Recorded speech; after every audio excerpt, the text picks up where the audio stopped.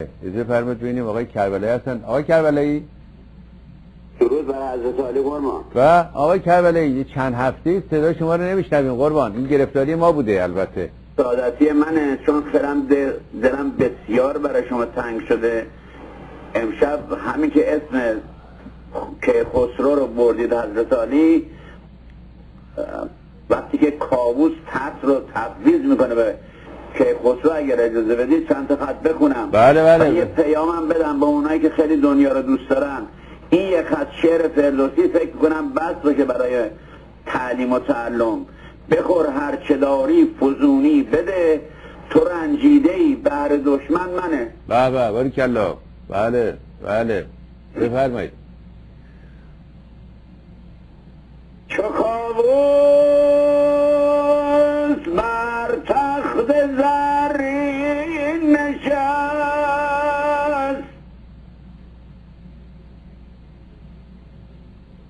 گرفت آن زمان دست خسرو به دست،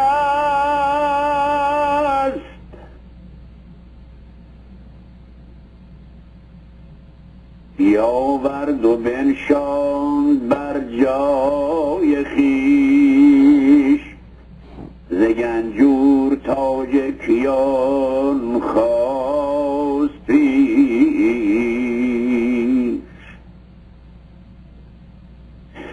ببوسید و بر سرش بنهاد تاج،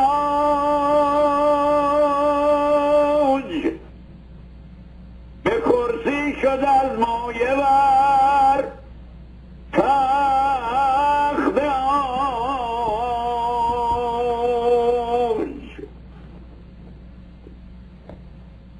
به گنجش زبرجد نثار آورید، بسی گوهر شاهوار آورید، بسی آفرین بر سیاوش بخواند، که خسرو به چهره جز او را نماند. به پهلو برفتند پرمایگان،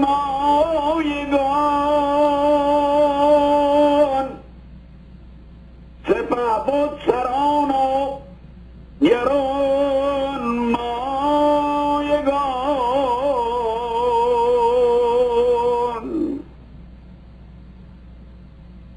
به شاهی بر او آفرین خواندند،